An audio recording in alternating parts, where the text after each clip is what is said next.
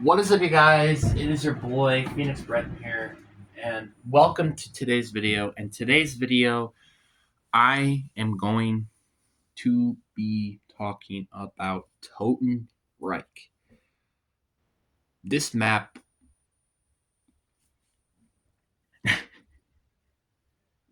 um,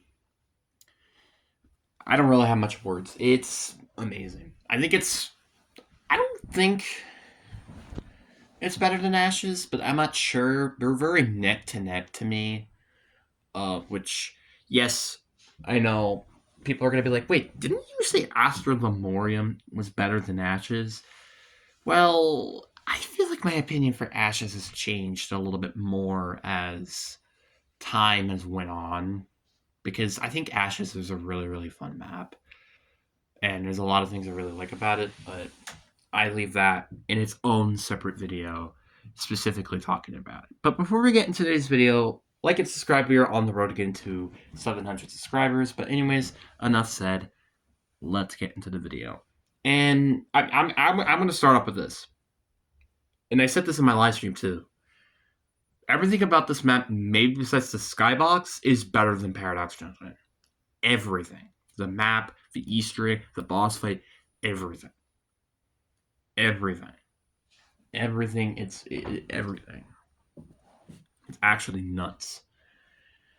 And I think that's what we as the fans deserved after Paradox Junction. Now, like I said, I don't hate Paradox Junction much, but there are actually those serious terrible things about the map, which is like the reuse water weapon, the reuse special enemy, the reuse of just the map in general.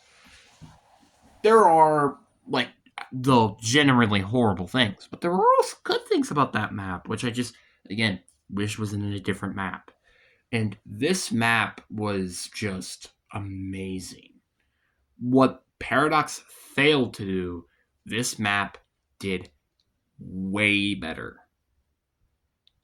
Like, it's insanely better. Like, my expectations for this map was kind of low. I remember before all the rumors and like before all the information about the map and stuff like that, and this map was just incredible. Like like when I heard the the details of the map, like there's special rounds where like everything's gonna be frozen and the traps are like heatable things and all that stuff, and map specific score streaks may potentially happen. I'm like, okay, they really are cooking, and yeah, they this is amazing. Like this is easily, hands down, one of the best modern zombie maps of all time. And I don't really think it's much of a stretch. I think this map, maybe besides Mauer, because like again, I feel like there's starting to be some shaky competition with Mauer, and it's really starting to me to think maybe I might need to play the main quest soon with Mauer and all. Because again, I haven't played the main quest of Mauer or Toten yet, despite I say it's probably um my favorite modern zombies, or just generally my favorite modern zombies map. Which I think that might be changing soon, because I've said before Terminus is a really great map, and I still think Terminus to me is better than like Ashes, for example, which that I also feel like also applies to Totenreich, but it might change over the more time I think about it, which I think I might have my own dedicated video on what map is generally better, like Mauer, Terminus, Ashes, or the Totenreich, which is this map. And let's just talk about the map in general. I mean, first of all, let's get some of the negatives out of the way. Like I said before, the one I think couple of issues that I have with the map is one is the atmosphere of the map. I was kind of disappointed with what the atmosphere of the map was. It made sense, right? Like, obviously, I knew it was going to be a Norway map. I knew that was going to happen. But I was kind of upset it was like this just normal town, which yeah was affected by 935 group, but that's kind of about it. And there wasn't really much 935 with it. Like yeah, there was the robot head, there was the station obviously where they conducted all of this, but that's about it. It was kind of just this normal town, which don't get me wrong, I don't hate that, but I wish it felt more zombified. Like I wish it felt like there was just like this tragedy where like the zombies came out of nowhere on this map and kind of were just everywhere. Which to some aspect, yeah, it was, but it also kind of wasn't. Like I wish it kind of was like and to be credit, and I know and I hate saying this, but I hate saying this about another map because this map is definitely way better. But Liberty Falls had this exact same issue too. It is a town map where I wish that it was like just chaos everywhere. There's people dying left and right. I wish there were just like buildings on fire or something like that. Like literally just like a big massive flame, not just like these small little flames of the map. That's what I wish this map was, but they just didn't do that. And I also got to talk about the skybox, and this is something I've also just kind of had an issue with, and same thing with honestly Paradox and Ashes or not no not Ashes Astra is the skybox. Like, why is it not a dark ether skybox? Because I've honestly kind of like I honestly forgot for a little bit that we were in the dark ether. I am not kidding because we are in the dark ether. It's just we literally do not know anything else, which is kind of frustrating because we're in the dark ether, and I was really excited about it because BO6 didn't really we weren't in the dark ether at all outside of the church in Liberty Falls, and Cold War. The only point was the machine. Like we've never really been in the dark ether, and then Ashes had that, and then that was it. Because now it feels like we're not in the dark ether anymore with Astra, Paradox, and also Totenreich. And I wish what they did with Paradox is had this red skybox, like this red dark ether skybox, which I'm not gonna say their skybox was horrible. It was pretty normal. Like maybe there was like one where it was like the actual past Nuketown, and there's one like in the future where it's just we're in the dark ether and it's just red everywhere. That's what I wish they did, but instead they didn't, which kind of upsetted me. But Totenreich is just it's again probably my biggest issue. And another issue that I had is one of the Easter egg steps, which is very difficult to really understand. But as soon as I looked up a guide, it was very simple. It was the light step to getting the Wonder Blodge score streak, I think is what it was called. That was what really frustrated me because it was so weirdly just done, and I kind of didn't like that much about it. But outside of that, the map is perfect. The map is perfect, and I hate using the word, but it literally is. Starting off with the Wonder Weapon. The Wonder Weapon is great. I enjoy a lot. High rounds. I also genuinely enjoy. I think it was really, really fun doing high rounds. Yeah, it's probably going to be more trap heady, but I don't think it's really much of an issue because it feels like that's kind of what the game right now is, which is kind of unfortunate, man. The Easter egg outside of that step was really, really cool. I like that it was more this Norse theme, like that one step where there was the clock in the sky and there was Norse symbols everywhere. That was really, really cool. Um, Even like the star gazing step where you have to collect these stargazing ones, those were pretty cool too.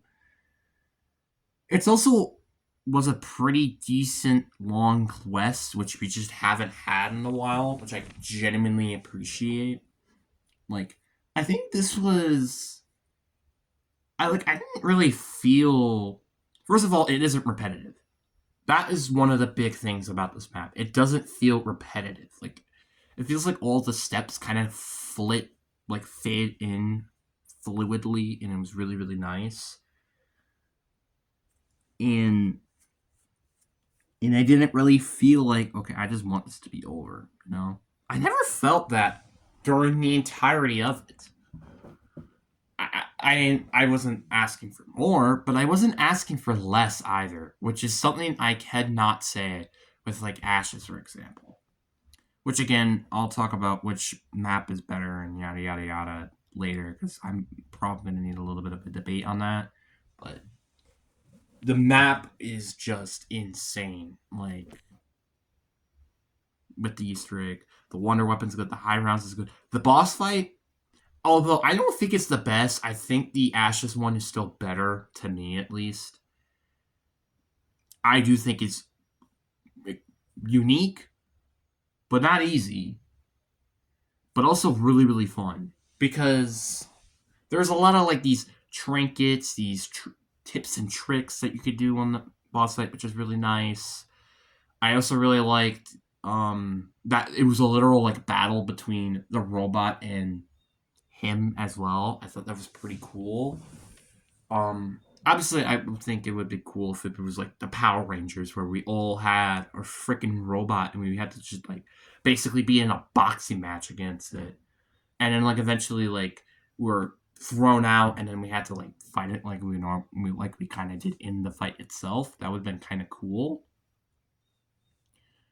but what they did was still great. Though don't prove me wrong, the boss fight was still very great, and I think easily the second best boss fight in the game. I think it's very easy to say that it's the second best boss fight in this game. Some people are even saying it's the best, which hey, I don't blame you because this boss fight is peak. It is amazing. Also, love that there's special like unique enemies to this map, like frost zombies, the necro pincher. Those are unique enemies, and I know it's weird praising unique enemies, and also they're cool, by the way.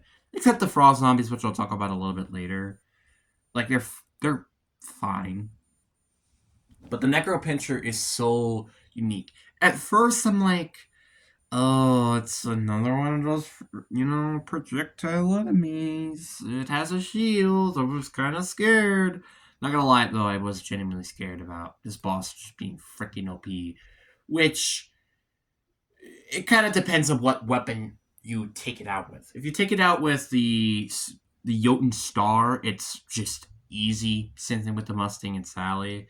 Outside of that, it's kind of tricky, but it's still a relatively easy boss to fight, which thank God. And also, you can break the shield, which I kind of didn't think of at first. Which again, good.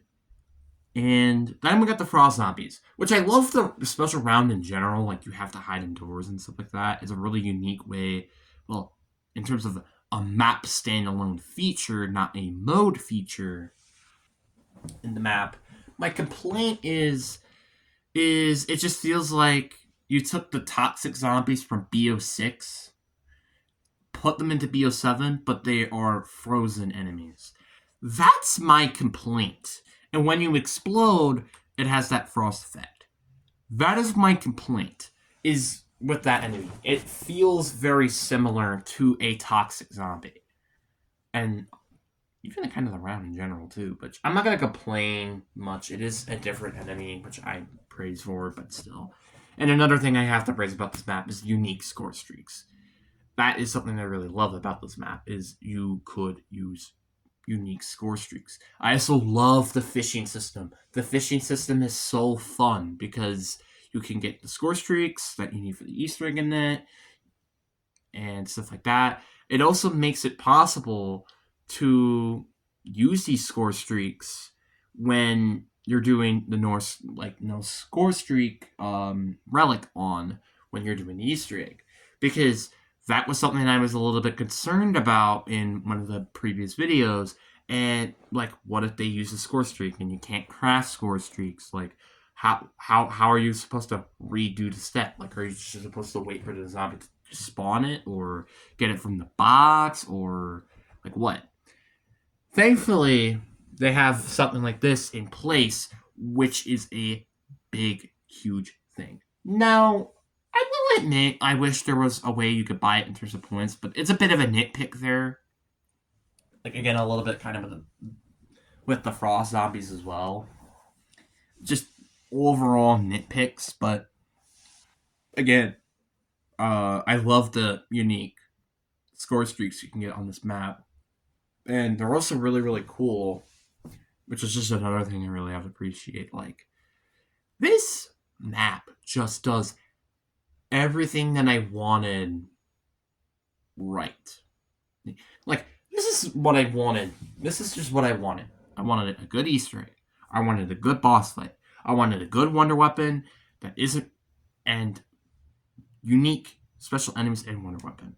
It did everything that I wanted and more, which is insane because it has cool side quests like the Richtofen one, which is just insane. The story of this map is very interesting. Unlike, well, the previous one with Paradox Junction. Like, the story isn't really interesting in that map. While Totenreich's map story is very interesting and really cool. We also learned a lot of new things about the next map and all this stuff, and it's just everything in this map is so good.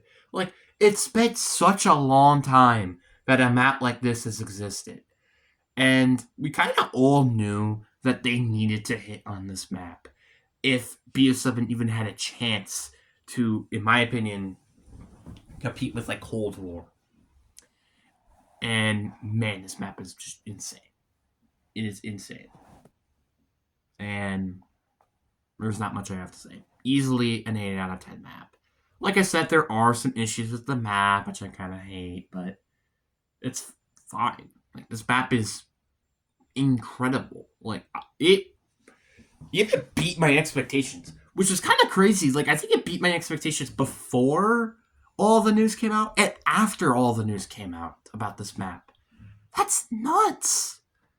Like that's crazy to think about. Like, at first I'm like, okay, this map's probably gonna be like a 4 or 6 out of 10, and then all of a sudden I'm like, ooh, this map might be like a 7 or 6 out of 10.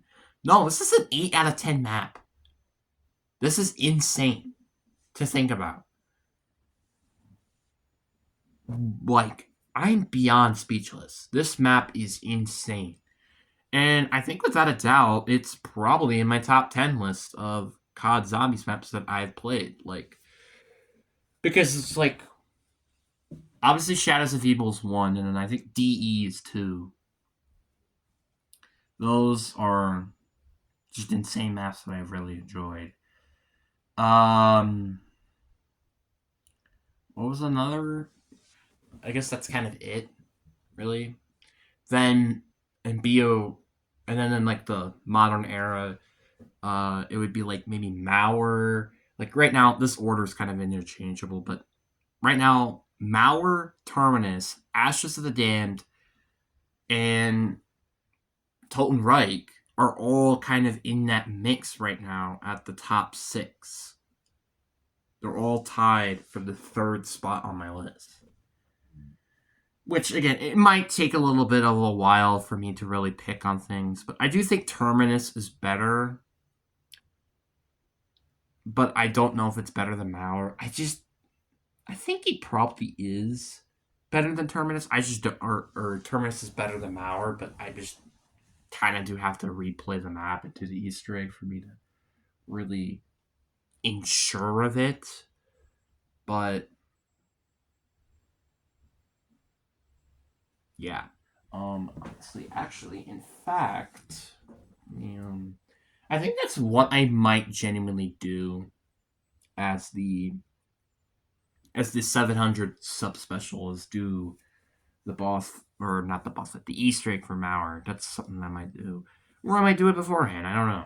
But again, great map. there's not much I really else have to say. But anyways, guys, I do hope you guys enjoyed this video, and I will be covering NFL stuff.